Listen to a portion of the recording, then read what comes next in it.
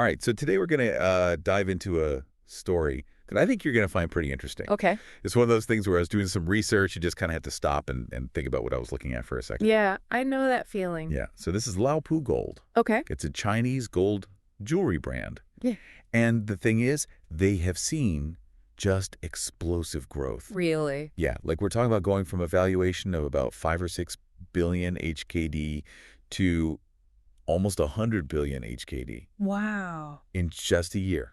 In a year, that's incredible. Yeah, and the global economy isn't exactly Booming. booming right now. Not really a great time for businesses in a lot of sectors. Right, and especially with a lot of gold retailers, kind of struggling a bit. This is just... Yeah, you'd think they'd be doing well, but You would think so, not the case. but not really what we're seeing. And so this kind of growth is just, it's wild to see. It really is. And when you compare that to some of the bigger names that have been around forever, it makes it even more interesting. Totally, yeah. So you look at Chow Tai Fook, a name that everybody knows, right? Huge brand. Been around forever. Huh.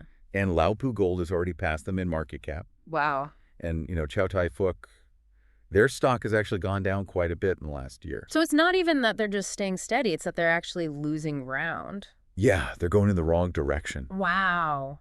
And so to have this brand that was practically unheard of a year ago, now bigger than them, it just makes you want to dig in and figure out Yeah, what are they doing? what's going on, right? What's Yeah. the secret sauce here? Yeah. And I think there's a couple ways that we could look at this. Okay, I like that. So one way is to think about them as like an upgrade within the gold market, Okay. right? So it's still gold jewelry, Yeah. but Yeah. it's like a higher level. Right. So, like, they're not just doing what everyone else is doing, they're elevating it somehow. Yeah, and the other way to look at it, which is kind of strange, is that they're almost like this more accessible version of luxury, Okay. Interesting. especially compared to like the big European brands. Right. So instead of Van Cleef or Cartier, it's Yeah. Lao Pu. It's wild to think about it that way. It really is. Like both a premium gold play and a different kind of luxury. Yeah. And this is all happening while the price of gold itself has been going up. Oh, yeah. That's right. Gold's been on a tear. Yeah, like we're talking around 600 HKD per unit and higher. And then once you get to retail, you're getting closer to 900 and even more in some cases. So that should be good for gold companies, right? You would think so, Yeah. right? And it's something that we've talked about before on the show is, does a rising gold price automatically equal success for these jewelry brands? It feels like it should, but It feels like it should, but last time we talked about it, we said it's not that simple. there's more to it. Yeah. So let's unpack this a little bit. Yeah. What is it about Lao Pu Gold that's driving this success? Okay. So to really understand what they're doing right, you have to kind of look at what's been happening in the gold market in China over the last couple of years. And the interesting thing is that a lot of the traditional brands have actually been having a rough time. So even though gold is more expensive, It's more expensive. Yeah. I know. they're not doing better. That's exactly it. And that's what makes this whole thing with LaoPu so interesting. So while the gold itself is worth more, these companies aren't necessarily benefiting. No, they aren't. And we can see that pretty clearly with the stock market. Okay. Like Chow Tai Fook at the beginning of 2023, their stock was doing great, and they had a market cap of about 150 to 160 billion HKD. Yeah, that's a lot. It is huge. But now they're down to less than 80 billion. Wow, that's a big drop. And it's not just them. Chow Sang is another big one that's listed in Hong Kong, and they've seen their market cap go down from their peak, too. So these really well-known brands are struggling even with gold going up. Yeah. Good stuff out there. What's causing that then? Well, one of the big things is what's called flat tea buying. Okay, I haven't heard of that. So traditionally, you know how gold jewelry is priced. It's the cost of the gold itself plus whatever fee they charge for processing it, and that usually includes a markup for the brand, right?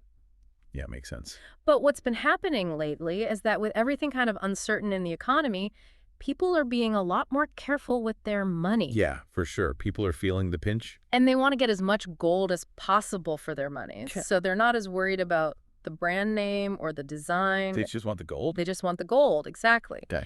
And so places like the Shuibei jewelry market in Shenzhen have become really popular because they offer gold with super low markups. So almost like wholesale? Pretty much. Yeah, Wow. you're basically paying for the gold and a little bit extra for them to handle it. Okay, and that cuts out the brand premium then. Exactly. Interesting. And that makes sense if you're thinking about gold as an investment. Right. You don't want to pay extra for a name if what you really care about is the gold itself. So how do the big brands like Chow Tai Fook compete with that? Well, they have a lot more costs than those smaller places. Okay, like what kind of costs? Well, they have all those stores. They have to pay for all the marketing they do. They have to pay all the people who work for them, and they're big public companies, so they have all the costs that come with that too. So all that gets added into the price. Yeah, basic And then you have these smaller brands that are able to just undercut them on price. Exactly. There's this brand, Mengjinyuan, for example. They sell gold pendants, and the markup is barely anything above the price of gold. Wow. So people are really shopping around. Oh, yeah. They know what they want, and they know where to get it for the best price. And that's where Lao Pu Gold comes in. Exactly. They're not playing that game at all. So how are they doing it differently? Okay, so this is where it gets really interesting. They have this thing called a one-price strategy. Okay. So basically, each piece of jewelry has a single price tag. Okay. And it doesn't say how much of that is for the gold and how much is for the processing fee. So you don't know how much gold you're actually getting? Well, you can figure it out because they do put the weight on the back of the tag. Okay. But the point is that they're not putting it front and center. Okay, so what's the thinking behind that? It's all about changing the way people think about their jewelry. Okay. They don't want you to see it as just gold with a price that goes up and down with the market. They want you to see it as something special, something luxurious. So more like a designer handbag or something. That's a great analogy, yeah, because those brands, they don't tell you how much it costs them to make the bag, do they? No, they do. And they don't change the price based on how much leather costs. Right. You never see Hermes saying, oh, the price of this Birkin bag is going up 10% because exotic hides are more expensive this year. Exactly. And that's what Lao Pu Gold is doing. They're basically saying this is a luxury item and the price is the price. Okay, so they're taking the focus away from the gold itself. Right. It's not about the commodity, it's about the brand. And they also increase prices every year, like other luxury brands do. Yeah, just like clockwork.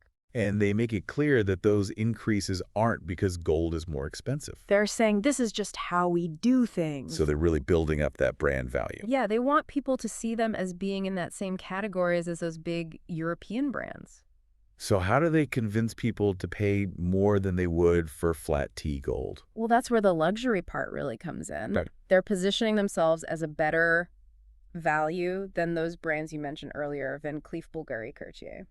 Okay, how so? Well, first of all, you're getting gold with Lao Pu Gold. Yeah, that's true. That's a real tangible asset. Right, you can hold it in your hand. Exactly, and that's not always the case with those other brands. A lot of their value is in the design and the name. And sometimes those brands lose value, Yeah, you don't always get what you paid for when you resell it. especially if it goes out of style or something. Right, but with Lao Pu Gold, even if the brand somehow lost all its value, you'd still have the gold. Okay, that's a good point. And Lao Pu Gold, their gross profit margin is over 40%. Wow, that's pretty high. Yeah, for the gold industry, that's a lot, but they're still giving you that gold value. So even if you had to melt it down, you could still get some of your money back. That's the idea. You're not just paying for a name, you're paying for something real. So it's like a safety net almost. Kind of, yeah. You're not going to lose everything. And on top of that, they have this whole concept they call Gufa Gongting. Yes, that's a big part of their appeal. What does that mean? It translates to something like ancient craftsmanship of the royal court. Oh, wow, that sounds fancy. It is, they really want to create this image of luxury and history. And how does that actually play out in their jewelry? Well, there are two main things. Okay. First, the designs are super intricate and detailed. So not your average gold chain. No, not at all.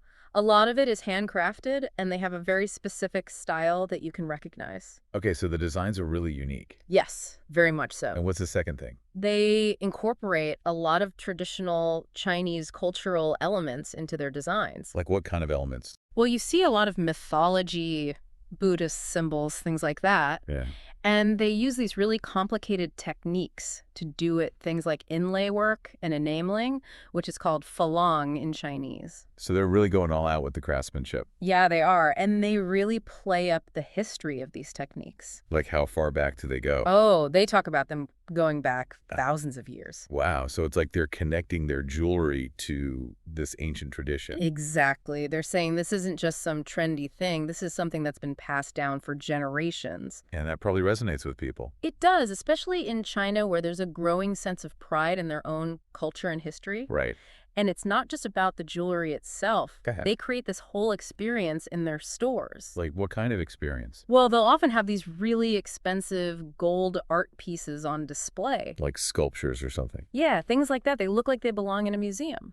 Wow, so they're creating this whole atmosphere of luxury and history. Exactly, and it all adds to that feeling of owning something special. And I guess other brands could try to do the same thing. They could, but Lao Pu Gold is really good at it. So they're kind of setting the standard. Yeah, they're the ones who have really figured out how to combine this ancient craftsmanship with modern luxury. And it's working for them. It really is. Their main customers are women. Okay. And they really seem to connect with this idea of owning something beautiful and culturally significant. Yeah, I can see that. So who are these women who are buying Lao Pu Gold? Well, one of the interesting things is that they've been able to attract a younger demographic. Okay, so not just the older generation. No, we're talking about women in their 30s and 40s. So women who might have been more likely to buy from those European brands? Exactly. They've been able to convince them that there's something special about Lao Pu Gold. So it's not just about the gold, it's about the brand and the story behind it. Right. It's about that feeling of luxury and connection to Chinese culture. And it's clearly working for them. Yeah, they're projected to make about 8 billion HKD in revenue in 2024. Well, that's a lot. And their profit is going to be around 1.4 to 1.5 billion HKD. With a net profit margin of almost 20%. Yeah, that's huge, especially for the jewelry industry. So they're making a lot of money. They are, and the interesting thing is that they're doing it with a relatively small customer base. So it's not like they have millions of customers. No, it's more like hundreds of thousands. Wow, so they're really targeting a specific group of people. Yes, very much so. And those people are willing to spend a lot of money. They are, and that's why investors are so excited about Lao Pu Gold. Because they see the potential for growth. Exactly. If Fuck. they can keep attracting those high-spending customers, the sky's the limit. And I think this all ties into the bigger picture of what's happening in China. With cultural confidence. Yeah. That's a huge part of it. So how does that play into Lao Pu Gold's success? Well, we're seeing this growing sense of pride in Chinese culture. And that's translating into a desire for products that reflect that culture. So people are looking for brands that feel authentically Chinese. Exactly. And Lao Pu Gold fits that bill perfectly with their focus on traditional craftsmanship and cultural motifs. Right. And it's not just about Lao Pu Gold either. Okay. Look at the success of that animated film, Niza. Yeah, that was huge. It was a huge hit, and it showed that there's a real appetite for Chinese stories and characters. So it's like this whole wave of cultural confidence is lifting all boats. That's a good way to put it. And Lao Pu Gold is riding that wave. They are, and they're doing it strategically. How so? Well, think about where their stores are located. Okay. They're in those high-end shopping malls right next to the big international luxury brands. So they're putting themselves in the same league as those brands. Exactly. They're saying, we belong here. We're just as good as those European brands. And I think that's a really powerful statement. It is, and it speaks to that growing cultural confidence we were talking about. Right. It's like they're saying, we don't need to copy the West anymore. We can create our own luxury brands. And this is all happening within the context of this guoqiao trend. Yes, exactly. Which translates to national trend. Right. And we've seen this before with other products. Yeah, like with consumer goods. Where Chinese brands were able to offer better value than international brands. Right. Often because they were cheaper. But Lao Pu Gold is different. They're not competing on price. They're actually more expensive.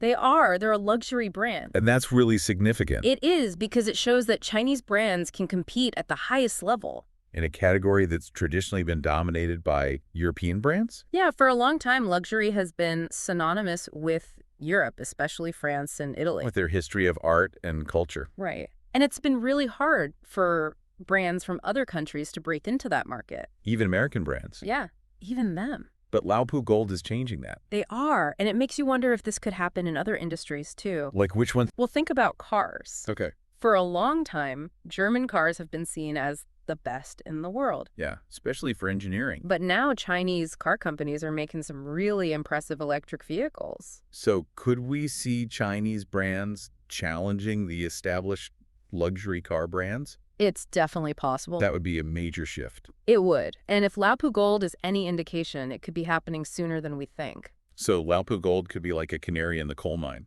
Kind of, yeah. They're showing that Chinese brands can compete and win in the global luxury market. But the question is, can they sustain this success? That's the big question, because they are still a relatively young brand. Right. And it's easy to do well when the economy is good and everyone's spending money. So the real test will be what happens when things get tough. Exactly. And the real litmus test for Lao Pu Gold will be what happens when the price of gold goes down. So if gold becomes cheaper, will they lower their prices? That's the key question. Because if they do, it means they're still tied to the commodity price. Right. They'll be seen as a gold company first and a luxury brand second. But if they don't lower their prices, That's when we'll know they've truly established themselves as a luxury brand. because it will mean that people are buying Lao Pu Gold for the brand, not just the gold. Exactly. And that's a much harder thing to achieve. So we'll have to wait and see what happens. We will, but for now, they're riding high. Yeah, for now the price of gold is still going up, which is working in their favor. Definitely. But this isn't just about Lao Pu Gold. No, this is a bigger trend. So what other Chinese brands are seeing this kind of success? Well, one area that's really booming is IP derivatives. Okay, what are those? So they used to be called Chow One, which means trendy toys. Yeah. But it's become a lot broader than that now. So like what kind of things?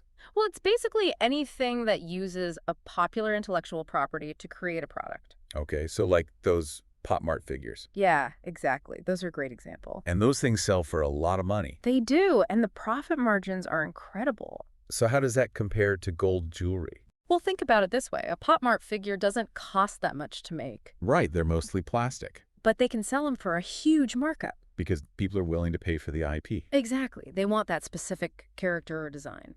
And Pop Mart's gross profit margin is like 60 to 70%. Yeah, it's crazy high. Much higher than Lao Pu Gold even. Yeah, they're killing it. And they have those low price points too. Yeah, you can get into Pop Mart for like 39 RMB. That's pretty affordable. Yeah, and it gets even cheaper in some places. Really? Yeah, like in lower tier cities, you can find IP-themed trading cards for like 9.9 RMB. Wow. So there's a whole range of IP products at different price points. Yeah, and that shows that this is a trend that's reaching all segments of the market. So what does that tell us about Chinese consumers? Well, one thing is that they're willing to pay for value, Okay. and that value can come from different places. Like the gold and Lao Pu Gold. Right, or the IP in a Pop Mart figure. And it seems like the more developed a market is, the more people are willing to pay for IP. Yeah, that's something we've seen in other countries too. So are Chinese IP products doing well overseas? Actually, they are. Really? Yeah, brands like Miniso, they do these collaborations with different IPs. Okay. And those products often sell for more overseas than they do in China. Wow. So it's like Chinese consumers are still catching up in a way. Kind of, yeah, but it also shows that there's a lot of potential for growth in the Chinese market. And this all ties back to cultural confidence. Right, because as people become more confident in their own culture, they're more willing to embrace products that reflect that culture. And that includes IP.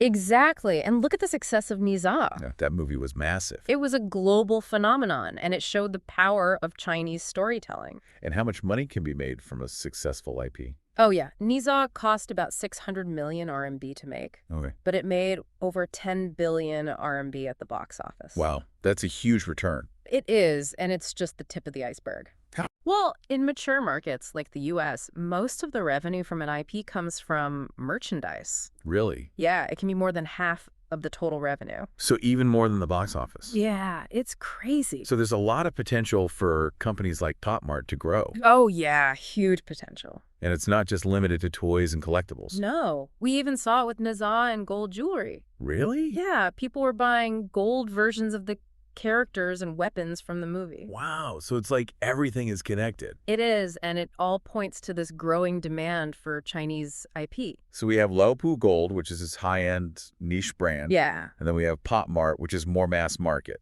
yeah. But they're both focused on a specific type of consumer. Right. And they're both doing incredibly well. And they're both outperforming some of the bigger, more established brands. Yeah, like Chow Tai Fook with their 8,000 stores. And Miniso with over 4,000 stores in China. And Lao Pu Gold only has about 40 stores. But they're worth more than Chow Tai Fook. It's crazy to think about. It is. It's like those niche, high-end brands are immune to the economic headwinds. Like they're in their own little bubble. Yeah, exactly. It's like they're saying there might be a storm raging outside, but it doesn't matter to us.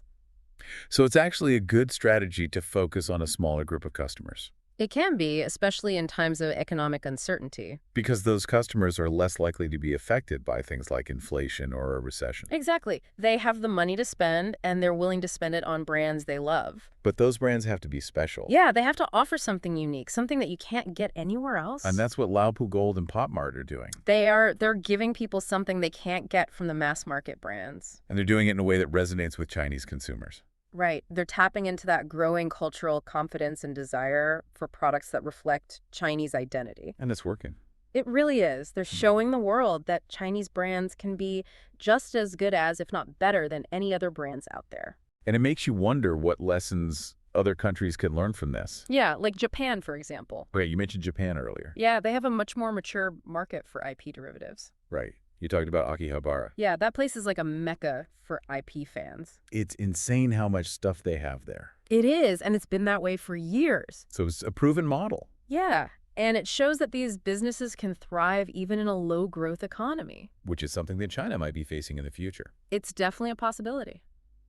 So maybe there are some lessons to be learned from Japan. Yeah, we're actually planning a trip there soon to study their IP economy in more detail. Oh, cool. That sounds like a great topic for a future episode. Definitely a lot to learn from them. And what about the future of brands like Lao Pu Gold and Pop Mart?